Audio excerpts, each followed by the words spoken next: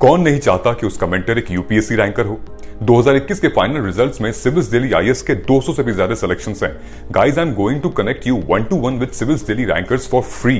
There is a link in the description, fill it and schedule a session.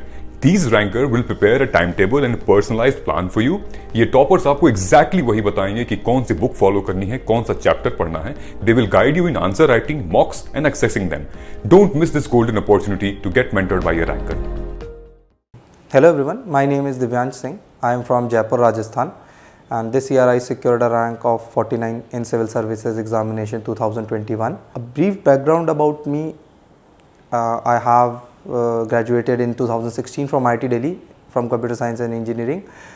I worked for 1.5 years in Microsoft, and from 2018 onwards I have started my preparation for UPSC. So this was my fourth attempt. I secured a rank of 484 in 2019, then a rank of 425 in 2020, and then this year as I said, I secured a rank of 49. So इस video के से मैं basically यहाँ पर primarily prelims की strategy discuss करूँगा। Prelims में I have been doing fairly well. So जो मैंने 2019 का प्रीलिम्स दिया था, तो then I got around 109 marks, that was around 10 marks more than cut off. और 2020 की प्रीलिम्स में मेरे कुछ 109-110 मार्क्स है, it is around close to 20 marks above the cut off. So prelims में जो सबसे इम्पॉर्टेंट चीज़ है वो दो तीन चीज़ों में प्रीलिम्स का डिवीज़न होता है। पहला तो कंटेंट हो गया, और content I think is very basic and everyone knows about it कि वन सब्जेक्ट वन बुक वाला फॉर्मूला ही फॉलो करना है। सो पॉलिटी के लिए लक्ष्मीकांत है, मॉडर्न इंडिया के लिए स्पेक्ट्रम है, वो शायद सबको पता ही है, और उसमें सबको ही वही चीज़ पढ़ेंगे तो उसमें ज़्यादा कुछ करने का है नहीं। तो दूसरी चीज़ जो होती है प्रीलिम्स में वो होती है कि टेस्ट सीरीज़ और क्वेश्चन की प्रैक्टिस कैसे करनी है, एंड वो वाली चीज़ है वो आई थिंक वो सबसे इम्पॉर्टेंट है। सो मैं क्या करता था कि for test series I use to follow one test series, और अगर आपके पास ज़्यादा टाइम है तो आप क्या कर सकते हैं, और आप पहली बार अटेम्प्ट दे रहे हैं तो आप कोई ऐसी टेस्ट सीरीज़ दे दीजिए जिसमें सेक्शनल टेस्ट भी होते हैं और फुल टेस्ट भी होते हैं। सो इन माई इनिशियल अटेम्प्ट्स मैंने ऐसा भी टेस्ट सीरीज़ दी हैं जिनमें सेक्शनल टेस्ट पहले करता था। सो पहले मैं कोई सब्जेक्ट पढ़ा करता था, फिर उसके टेस्ट कर लिया करता था, फिर कोई दूसरा सब्जेक्ट पढ़ा करता था, फिर उसके सेक्शनल टेस्ट कर लिया करता था। बट आपने अगर 1-2 बार एग्ज़ाम दे रखा है तो आप सीधे फुल टेस्ट भी दे सकते हैं। और फुल टेस्ट देने के लिए क्या कीजिएगा कि एक ही कोचिंग के सारे टेस्ट मत दीजिएगा, डिफरेंट कोचिंग को ट्राई कीजिएगा, ताकि आपके पास एक mix of sort of test हो, तो आप अपने आप को अच्छा इवैल्यूएट कर पाएंगे। प्लस उसके साथ साथ में आप प्रैक्टिस के लिए यूपीएससी के प्रीवियस ईयर क्वेश्चन पेपर्स भी कर सकते हैं। That is a very good source of questions, और वो आपको ये भी बताएंगे कि what should you expect in those questions. उसके साथ साथ में जो तीसरी चीज़ फिर आती है वो करंट अफेयर्स होते हैं। अब करंट अफेयर्स में बहुत सारे सॉर्ट ऑफ मेथड है करंट अफेयर्स को कवर करने के। जो पहला मेथड हो गया कि आप प्रॉपर न्यूज़पेपर पढ़ रहे हैं, फिर उसके खुद के नोट्स बना रहे हैं। सेकंड मेथड हो गया कि आप न्यूज़पेपर भी पढ़ रहे हैं प्लस आप मंथली करंट अफेयर्स मैगजीन्स पढ़ ले रहे हैं। और तीसरा मेथड ये हो गया कि आप न्यूज़पेपर पढ़ ही नहीं रहे हैं और सिर्फ मंथली करंट अफेयर्स मैगजीन पे ही रिलाई कर रहे हैं। सो मैंने थर्ड ऑप्शन प्रेफर किया था, क्योंकि मुझे लगा था कि पेपर रोज़ पढ़ना मेरे लिए बहुत डिफ़िकल्ट हो रहा था। 1.5-2 घंटे का इन्वेस्टमेंट बहुत ज़्यादा था। उसके साथ साथ में मैंने जब करंट अफेयर मैगजीन्स देखी पर मंथ वाली, तो मुझे लगा कि वो लोग काफ़ी कॉम्प्रिहेंसिवली इश्यूज़ को कवर कर लेते हैं। सो मैंने यही किया था, मैंने न्यूज़पेपर्स को नहीं पढ़ा था करंट अफेयर्स करते टाइम, मैंने सीधे करंट अफेयर्स मैगजीन्स ही पढ़ी थी बस। और जो बाद में पीटी आते हैं, जो PT 365 आता है, उन सब से मैंने ट्राई किया था अपने करंट अफेयर्स को करने का। सो एक मैं वर्ड ऑफ कॉशन ज़रूर बोलना चाहूँगा, करंट अफेयर्स को बहुत ज़्यादा इंपॉर्टेंस मत दीजिएगा, treat it as a subject. मैं करंट अफेयर्स को एज अ सब्जेक्ट ट्रीट किया करता था। फॉर एग्जांपल, जितना मैं टाइम पॉलिटी, मॉडर्न इंडिया, इन सब सब्जेक्ट्स को दूंगा, उतना ही टाइम मैं करंट अफेयर्स को दिया करता था। और उसका रीज़न ये था कि करंट अफेयर्स में बहुत कुछ है कवर करने को, और it's very easy to get lost in current affairs. आप अगर वैसे कन्वेंशनल अप्रोच देखेंगे तो आप न्यूज़पेपर पढ़ेंगे, उसके नोट्स बनाएंगे, तो that takes around 2 to 3 hours of your time. ठीक है, तो वो सब करेंगे अगर आप, तो आपको बाकी चीज़ें पढ़ने का मौका ही नहीं मिलेगा। अब 8 घंटे में से अगर आप 2 घंटे करंट अफेयर्स पे लगा देंगे तो वो बहुत ज़्यादा है। ठीक है, और इतना वेटेज करंट अफेयर्स का है नहीं। प्लस जो क्वेश्चन जो यूपीएससी में आ रहे हैं वो थोड़े से आजकल अनसर्टेन आ रहे हैं, वो ज़रूरी नहीं है कि आपके करंट अफेयर्स पढ़ने से वो कवर हो ही जाएंगे। सो इसलिए मैं बोलूँगा be cautious in current affairs को बहुत ज़्यादा इंपॉर्टेंस मत दीजिए, एज अ सब्जेक्ट उसको एज अ सब्जेक्ट की तरह ट्रीट करिए। कुछ माइनर डिटेल्स ज़रूर प्री में याद रखिएगा कि कुछ कुछ एस्पेक्ट्स होते हैं प्री के, फॉर एग्जांपल मैप्स हो गए, इंटरनेशनल रिलेशंस हो गए, वर्ल्ड मैप हो गया, इंडिया में भी कुछ जो वर्ल्ड हेरिटेज साइट्स होती हैं, तो ये सब क्या है, लो हैंगिंग फ्रूट्स हैं, इन पे क्वेश्चन ज़रूर आते हैं। तो इनको आप क्या करते हैं कि मैं 15 दिन आखिरी में बचा लिया करता था और फिर उसी 15 दिन में मैं वापस से एक बार रिवीजन किया करता था और इन चीज़ों को उस टाइम पे भी रिवाइज़ कर लिया करता था। तो मान के चलिए ये जो पूरी क्रैम करने वाली चीज़ है, रोट वाली चीज़ें हैं सारी की सारी, उनको लिए आप आखिरी में कुछ टाइम रखिए और उस आखिरी वाले टाइम में आप इनको कवर करने की कोशिश कीजिए। और जो मेरी रिवीजन स्ट्रैटेजी जो रहा करती थी प्रीलिम्स के लिए, वो ये रहा करती थी कि मैं 3 बार रिवाइज़ कर लूँ प्रीलिम्स का कोर्स। सो अगर आपके फॉर एग्जांपल, और आखिरी रिवीजन में मैंने जैसा बताया मैं 15 दिन के पहले किया करता था, उससे पहले वाला रिवीजन 1.5 मंथ्स या 2 मंथ्स, और उससे पहले वाला रिवीजन 2-3 मंथ्स। तो जैसा जितना आपके पास टाइम है उस हिसाब से आप ट्राई करिए कि 3 रिवीजन हो जाएँ। पहले ही अपना टाइम टेबल बना के रखिए, मान के रखिए कि जिस दिन प्रीलिम्स है उस दिन आपका आखिरी दिन है। अब उससे अगर आप अपने शेड्यूल को बना रहे हैं और आपको 3 बार रिवाइज़ करना है, तो आप किस तरीके से उस रिवीजन को और कितना कितना टाइम देंगे ईच सब्जेक्ट को, उस तरीके से आप एक अपना टाइम टेबल ज़रूर फॉर्मुलेट कर लीजिए, ठीक है। और छोटा सा कॉशन मैं देना चाहूँगा, जब भी आप अपना टाइम टेबल बना रहे हैं, सो कभी आप घंटे बाय घंटे का टाइम टेबल मत बनाइएगा, क्योंकि उससे क्या होता है that becomes very difficult to follow. तो जब भी आप टाइम टेबल बनाइएगा तो आप ऐसे टाइम टेबल बनाइए, आप अपने आप को एक दिन में एक वर्क असाइन करिए और ये ट्राई करिए कि वो वर्क प्रॉपर्ली हो जाए, ठीक है। तो जैसे फॉर एग्ज़ाम्पल आप क्या कर सकते हैं कि आप ये बोल सकते हैं कि मैं लक्ष्मीकांत का पार्लियामेंट चैप्टर पढ़ूंगा या फिर लक्ष्मीकांत का प्रेसिडेंट चैप्टर आज पढ़ूंगा, रादर देन ये कहने के बजाय कि मैं लक्ष्मीकांत पढ़ूंगा 8 से 9 बजे। तो उससे क्या होगा कि फॉर एग्जांपल मान लीजिए किसी दिन अगर आपने अपना जो डिजिग्नेटेड वर्क है उसको जल्दी कंप्लीट कर लिया, तो you can have some fun as well, कुछ आप बाहर भी जा सकते हैं, कुछ कर भी सकते हैं। तो अपना आप टाइम टेबल को टाइम ओरिएंटेड रखने के बजाय वर्क ओरिएंटेड बनाइए कि भाई मुझे इतना काम करना है और मैं इतना कर लूँगा एक दिन में, तो मैंने इस तरीके से रखा है। सो वो क्या होता है, फॉलो करने में भी आसान होता है और वो ज़्यादा इफ़िशिएंट भी होता है। और थर्डली, जब और टाइम टेबल बनाते टाइम आप एक चीज़ ये ज़रूर रखिएगा कि आप अपने आप को टाइम ज़रूर दीजिएगा। सो फॉर एग्जांपल अगर आप प्रीलिम्स का टाइम टेबल बना रहे हैं, तो उसमें आप संडे ऑफ रख सकते हैं या फिर संडे में हाफ डे ऑफ रख सकते हैं। तो कुछ इस तरह का अपने आप को रिवॉर्ड करने का ज़रूर रखिएगा, क्योंकि अगर आप पूरे टाइम पढ़ते रहेंगे तो फिर वो बहुत मुश्किल हो जाता है, वो मेंटल हेल्थ भी बेकार हो जाती है, चीज़ों को बार बार पढ़ते रहना आसान नहीं है। सो आप ज़रूर कुछ इनिशियल स्टेजेस में आप 1 डे पर वीक दे दीजिएगा, बाद में आप कुछ उस तरह से कर लीजिएगा कि हाफ डे पर वीक या फिर फोर्टनाइट में 1 दिन दूंगा मैं। तो उस तरीके से आप थोड़ा सेन रहेंगे और प्रिपरेशन भी ईजी हो जाएगी। हाँ, लास्टली एक प्रीलिम्स में एक बहुत ही इंपॉर्टेंट चीज़ जो कि रिसेंट ईयर्स में हो चुकी है, वो है इंट्यूशन वाली चीज़। सो पहले क्या हुआ करता था कि पहले पेपर में जो क्वेश्चंस आया करते थे वो स्टैटिक्स आया करते थे, वो करंट अफेयर से भी आया करते थे, तो सिंपल आया करते थे। पर अब वो वाला एरा नहीं रहा। अब क्वेश्चंस बहुत ही अनसर्टेन और रैंडम आ रहे हैं और वो बहुत डिफ़िकल्ट हो जा रहा है कि अपनी नॉर्मल कन्वेंशनल पढ़ाई से उनको अटेम्प्ट करना।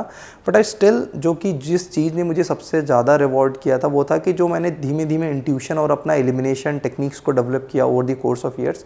सो वो चीज़ें आप भी डेवलप कर सकते हैं। और उसके लिए इम्पॉर्टेंट क्या है कि जब भी आप टेस्ट सीरीज़ कर रहे हैं और जब भी आप क्वेश्चंस कर रहे हैं, तो फॉर एग्जांपल होता क्या है कि आप majority of the test series जब भी करेंगे, सो आप 80 क्वेश्चंस अटेम्प्ट करते हैं पर आप 20 क्वेश्चंस अटेम्प्ट नहीं करते हैं। तो यूजुअली जो 20 क्वेश्चंस है आपको उसमें कुछ नहीं पता होता है, इसलिए आप छोड़ देते हैं।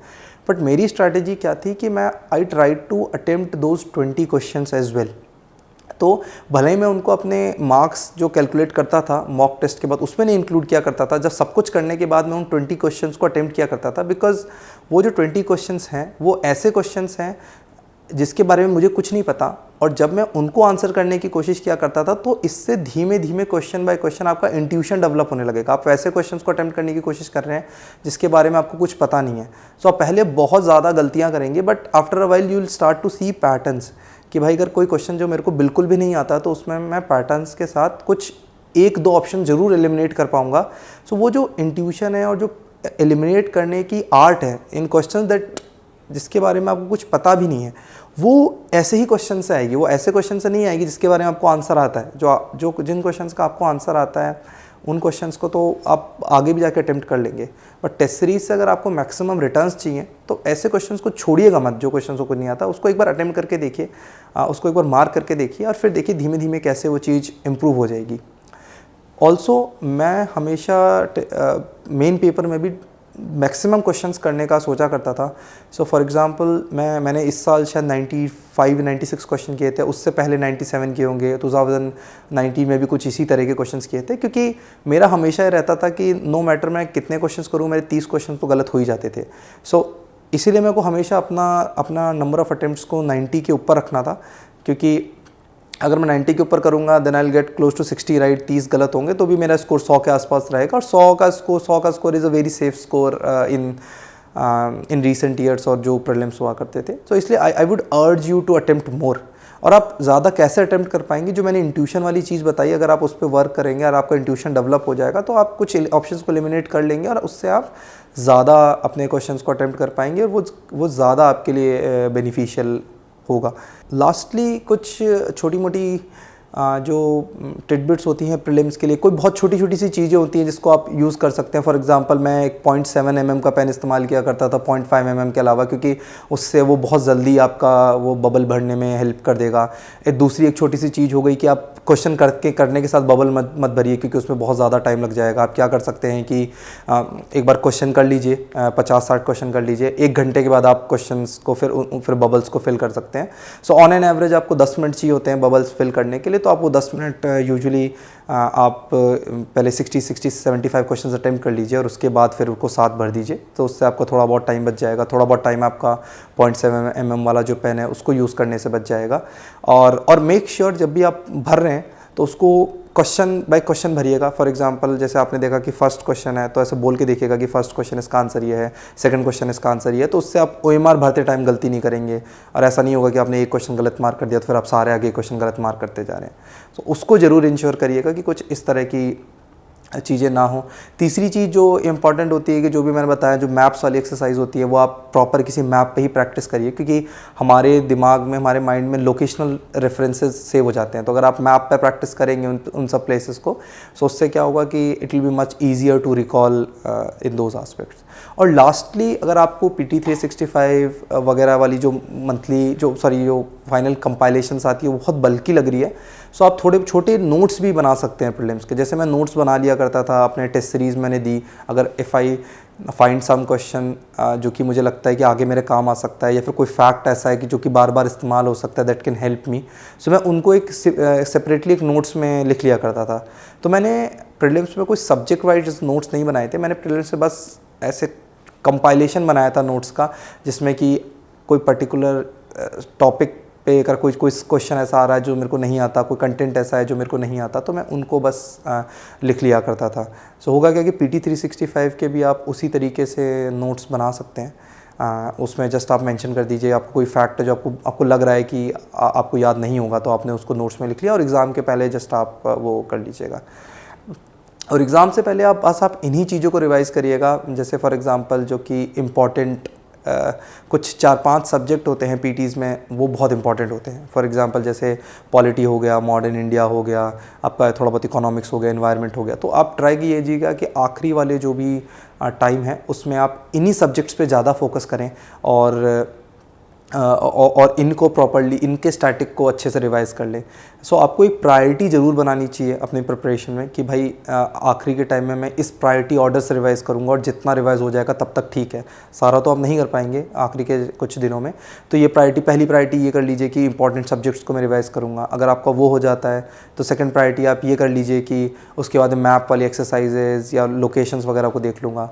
थर्ड प्रायोरिटी आप ये कर सकते हैं कि जो आपके नोट्स हो गए या PT 365 वगैरह हो गया उनको मैं करूँगा। तो जैसा भी आपको ठीक लगे आप उस हिसाब से कर लीजिएगा।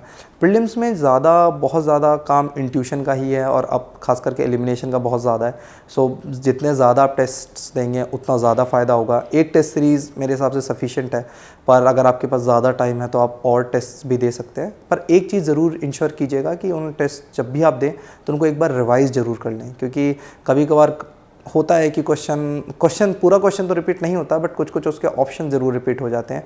तो ताकि आप उन ऑप्शंस में कहीं अगर कुछ उस तरह का रिपीट हो रहा है तो एटलीस्ट वो तो आपका सही हो जाए। कौन नहीं चाहता कि उसका मेंटर एक यूपीएससी रैंकर हो। 2021 के फाइनल रिजल्ट्स में सिविल्स दिल्ली आईएएस के 200 से भी ज्यादा सिलेक्शंस हैं।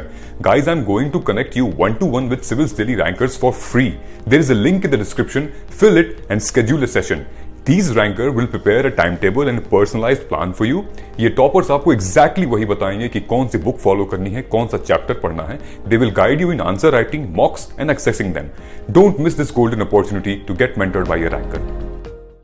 हाँ, सो प्रीलिम्स में आई थिंक मैंने मोस्टली जो भी था वो कवर कर ही लिया है. बाकी इसके अलावा तो बहुत ही अनसर्टेन है एग्ज़ाम और वो बहुत ज़्यादा उस डे पे डिपेंड करता है. सो अपना प्रॉपर स्लीप रखिएगा प्रीलिम्स देने से पहले. मूड अच्छा रखिएगा, कुछ थोड़ा बहुत खा के जाइएगा और थोड़ा टेस्ट सेंटर जल्दी पहुंच जाइएगा, क्योंकि प्रीलिम्स में ये सब चीज़ें बहुत ज़्यादा मैटर करती हैं. बिकॉज क्योंकि वहाँ पे आप गेसिंग कर रहे हैं और गेसिंग में if your mind is not right तो बहुत मुश्किल हो जाता है चीज़ों को करना. सो इंश्योर करिएगा कि आप हेल्दी रहें उस दिन रहें और साथ साथ में आप अच्छे से स्लीप लेके बिल्कुल अपने 100% पे रहें. सो प्रीलिम्स के लिए इतना ही करना है, बहुत ज़्यादा नहीं करना है, बहुत ज़्यादा कंटेंट पढ़ना नहीं है. बहुत सारे लोगों को मैं देखता हूँ बहुत वैसी बुक्स हैं, यूज़लेस बुक्स हैं, उनको लेके पढ़ते रहते हैं. तो उस तरह की चीज़ आप प्रीलिम्स में मत करिएगा.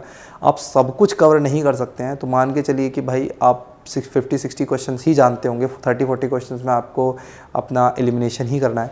और अगर आप कुछ इस तरह का कुछ सोच रहे हैं कि मैं 100% क्वेश्चंस मेरे को आए एग्ज़ाम से पहले या फिर कुछ ऐसा कोई मुझे रिसोर्स मिल जाए जिसमें सब कुछ हो, तो वो कभी होगा नहीं और ना आप उसको ढंग से रिवाइज़ कर पाएंगे और ना ही आप प्रॉपर्ली उसको कंप्लीट कर पाएंगे. सो मेक श्योर कि आपने सोर्सेज को बहुत लिमिटेड रखिए, उसको बार बार रिवाइज़ करिए, थोड़ा ज़्यादा टाइम प्रैक्टिस स्पेंड करिए, जो मैंने बताया इंट्यूशन बिल्डिंग पे, एलिमिनेशन पे स्पेंड करिए और आप प्रीलिम्स ईजिली निकाल पाएंगे. So this would be my suggestion and I hope for the best in your future. और बहुत ज़्यादा डरने की ज़रूरत नहीं है, हो जाता है, इतना कोई इशू नहीं आएगा.